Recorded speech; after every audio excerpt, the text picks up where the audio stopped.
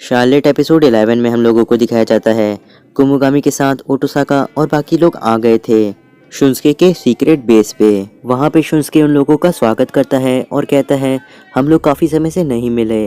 वहीं दूसरी तरफ उन लोगों के ड्राइवर को, जो कि काफ़ी ज़्यादा उन लोगों का वफादार था, उसे एक कॉल आती है जो कि थोड़ी सस्पिशियस लग रही थी। आगे ओटोसाका शुन्सुके से कहने लगता है हम लोगों को सच में काफ़ी समय हो गया है और हम लोग नहीं मिले। तभी वहाँ पे शुन्सुके आगे आता है और ओटोसाका से कहता है अगर तुम यहाँ पे आए हो मतलब कि तुम्हारी मेमोरी वापस आ गई है। तो फिर ओटोसाका शुन्सुके से कहने लगता है तो अब तुम क्या करने वाले हो, क्या तुम हम लोगों के साथ आकर के रहने वाले हो कि नहीं। तो फिर शुन्सुके कहता है तुम जैसा कह रहे हो उसका अपोजिट होने वाला है, तुम लोग हम लोगों के साथ यहाँ पे रहने वाले हो जब तक कि ओटोसाका की पावर पूरी तरीके से डिसअपीयर नहीं हो जाती। क्योंकि ओटोसाका की प्लंडर एबिलिटी काफ़ी ज़्यादा ही ताकतवर थी, लेकिन अब तो उसके पास टाइम लीव की वे एबिलिटी आ गई है। आगे शुन्सुके ओटोसाका और आयुमी को अपने सीक्रेट बेस के रिसर्च फैसिलिटी को दिखाने ले जाता है।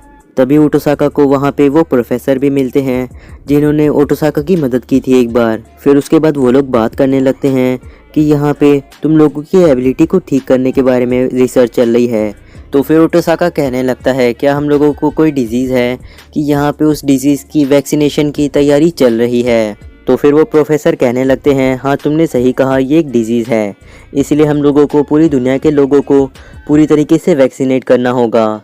आगे वो एक शार्लोट नाम के कॉमेट के बारे में बताते हैं जो कि हर 75 ईयर्स पे पृथ्वी के पास से गुजरता है, और साथ ही में जब भी वो पृथ्वी के पास से गुजरता है तो वो एक बहुत ही अजीब तरीके के पार्टिकल को छोड़ता है, और जो भी लोग उसे सूंघते हैं उनके पास सुपर पावर आ जाती हैं अलग अलग तरीके की।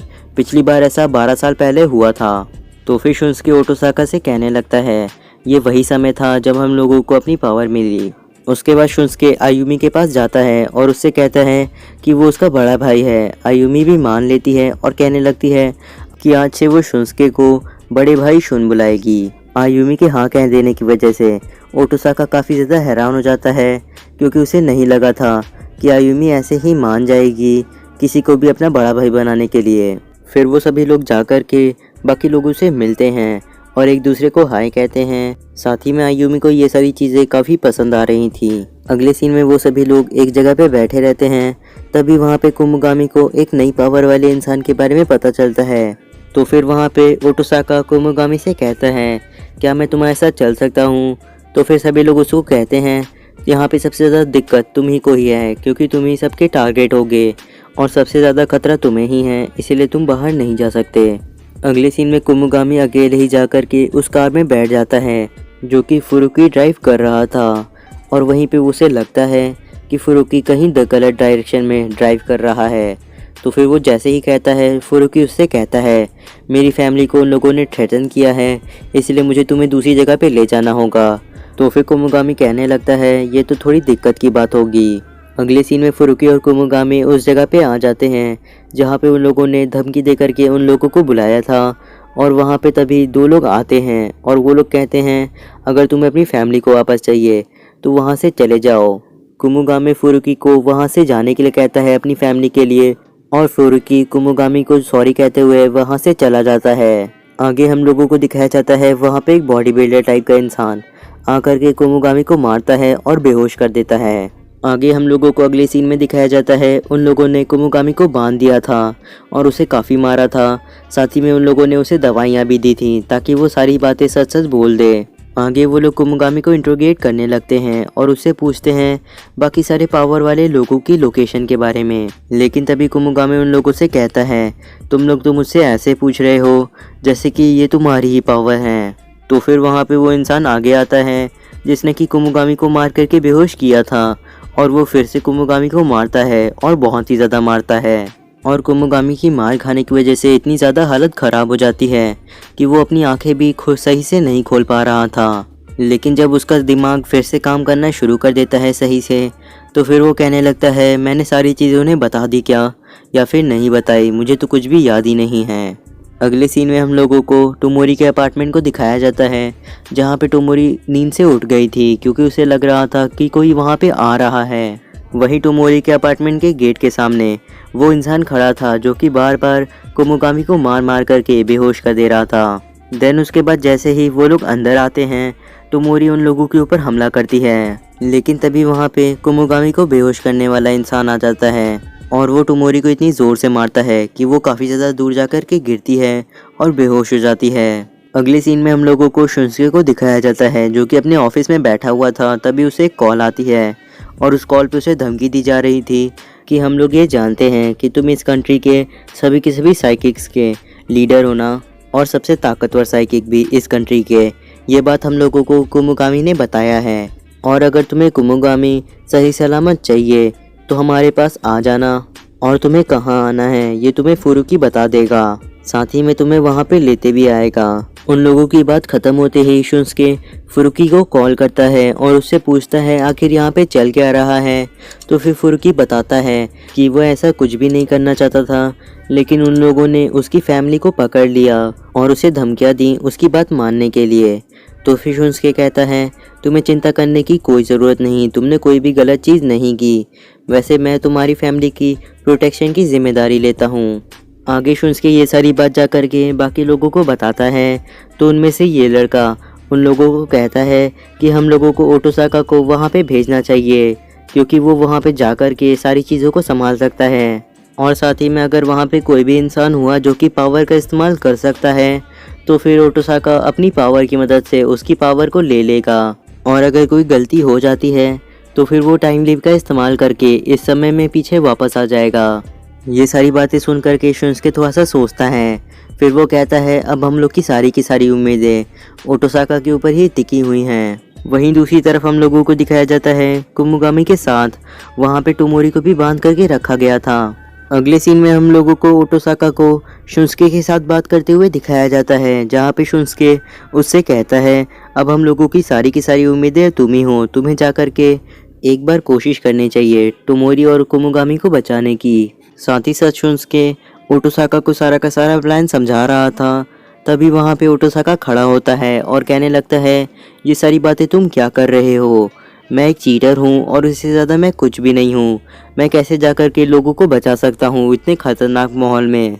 आगे ये सारी बातें करते करते ओटोसाका के बाल चमकने लगते हैं और वो कोलैप्स एबिलिटी का इस्तेमाल करने वाला था, लेकिन तभी शुंसुके खड़ा होता है और ओटोसाका को गले लगा करके कहता है लंबी लंबी सांसें लेने के लिए और शांत होने के लिए। तो फिर ओटोसाका टोमोरी के बारे में सोचने लगता है कि टोमोरी ने उसकी काफ़ी मदद की है जब वो डिप्रेशन में था आयुमी के मर जाने के बाद। फिर ओटोसाका शांत होकर के बैठ जाता है और कहने लगता है मैं टोमोरी को बचाने जाऊंगा।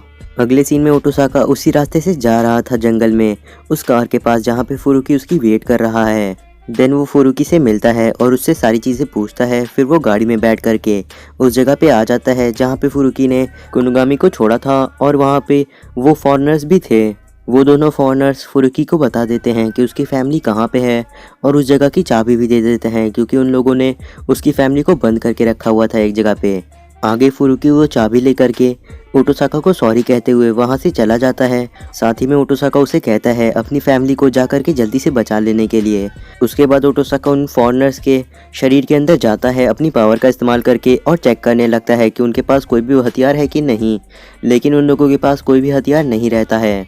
आगे ओटोसाका कहने लगता है तुम लोगों के पास कोई भी हथियार नहीं है तो फिर मुझे जल्दी से बताओ कि टोमोरी कहाँ पे है। वो दोनों कहते हैं तुम्हारे दोस्त नीचे बेसमेंट में हैं। तो फिर ओटोसाका उनसे कहने ही वाला था उन लोगों को जाने दो तो फिर मैं तुम्हें हर्ट नहीं करूँगा, लेकिन तभी तक में वहाँ पे एक छोटी बच्ची दौड़ते हुए आने लगती है और वो लड़की अपनी पावर इस्तेमाल करती है जिसकी वजह से वहाँ पूरी जगह पे रोशनी हो जाती है और फिर वो ओटोसाका की आंखों के ऊपर हमला करती है। तो फिर ओटोसाका सोचने लगता है अब मुझे जल्दी से जल्दी टाइम लीप करके पीछे समय में जाना होगा, लेकिन वो टाइम लीप का इस्तेमाल बिल्कुल नहीं कर पा रहा था। तो फिर वो दोनों फॉरेनर कहने लगते हैं उससे तुम्हें टाइम लीप करने के लिए तुम्हारी दोनों आंखें चाहिए और अभी एक नहीं है, इसलिए तुम टाइम लीप नहीं कर सकते। तो फिर ओटोसाका को इतना ज़्यादा दर्द हो रहा था कि वो अपनी कोलैप्स एबिलिटी का इस्तेमाल करने ही वाला था, लेकिन तभी वो दोनों कहने लगते हैं तुम्हारे दोस्त बेसमेंट में हैं और अगर तुमने कोलैप्स का इस्तेमाल किया तो वो लोग बिल्कुल नहीं बचने वाले। तो फिर ओटोसाका एक और कोशिश करता है और अपनी टेलीकिनेसिस की पावर से उन लोगों के ऊपर हमला करने की कोशिश करता है, लेकिन तभी वो लड़की आकर के उसके ऊपर फिर से हमला कर देती है और बैठ करके ओटोसाका के ऊपर हमला जारी रखती है। लेकिन तभी ओटोसाका काफ़ी ज़ोर से चिल्लाता है दर्द की वजह से और ना चाहते हुए भी उसकी कोलैप्स की एबिलिटी ट्रिगर हो जाती है। और वहाँ की सारी चीज़ें पूरी तरीके से टूटने लगती हैं। सभी लोग वहाँ से भागने लगते हैं। वो दोनों फॉरेनर भी वहाँ से भागने की तैयारी करने लगते हैं।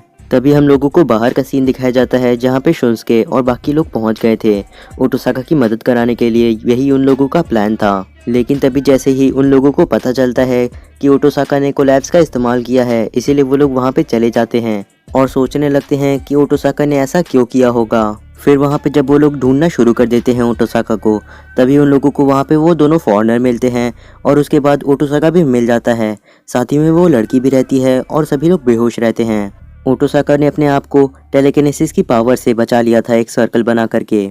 आगे शुंस्के और बाकी सभी जब ओटोसाका को उठा करके उसका चेहरा देखते हैं तो वहाँ पे कट लगा रहता है उसकी आँख के ऊपर। तो फिर शुंस्के बताता है कि ओटोसाका ने कोलैप्स का इस्तेमाल इसलिए किया होगा क्योंकि उसके पास कोई चारा नहीं होगा, क्योंकि वो टाइम लीप का इस्तेमाल तब तक नहीं कर सकता जब तक उसके पास दोनों आँख नहीं हैं।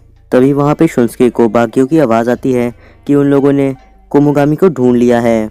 तो फिर शुंस्के उन लोगों की तरफ जाने लगता है जहाँ पे कुमुगामी है। और क्योंकि शुंस्के को दिखाई नहीं देता इसलिए उसे थोड़ी दिक्कत हो रही थी वहाँ तक जाने में, लेकिन वो एक जगह पहुँच जाता है और एकदम रुक जाता है हैरान होकर के। शुंस्के का पूरा चेहरा बिल्कुल उतर गया था पूरी तरीके से और उसे लग रहा था कि वही चीज़ हो गई जो कि वो नहीं चाहता। तभी हम लोगों को उस जगह का सीन दिखाया जाता है जहाँ पे कुमुगामी है। वहाँ पे टोमोरी भी थी और वो पूरी तरीके से बेहोश थी। तभी उसके तुरंत बाद हम लोगों को दिखाया जाता है कुमुगामी ने सारे के सारे मलबे को टोमोरी के ऊपर गिरने से रोका था। इसकी वजह से कुमुगामी को काफ़ी गहरी चोटें भी लगी थी और साथ ही में एक स्टील रॉड कुमुगामी के शरीर के आर पार हो गई थी। तो फिर शुंस्के कहने लगता है कुमुगामी से कि वो ऐसे छोड़ करके उसे नहीं जा सकता, उसे उसके साथ हमेशा रहना है। तो फिर कुमुगामी शुंस्के से कहता है मैं बस इतना ही कर सकता था और मैंने अपना बेस्ट ट्राई किया है, अब बाकी सारी चीज़ें तुम्हारे ऊपर निर्भर करती हैं। और ये सारी बातें कहने के बाद कुमुगामी अपनी आंखों को बंद कर लेता है। उसके बाद शुंस्के काफ़ी ज़ोर से कुमुगामी का नाम चिल्लाता है और कहता है ऐसा नहीं हो सकता। वैसे मैंने इस एपिसोड को बनाने में काफ़ी ज़्यादा मेहनत की है, इसलिए चैनल को सब्सक्राइब करके बेल नोटिफिकेशन को ऑन करना मत भूलिएगा। मैं मिलता हूँ आपसे इसके अगले एपिसोड में।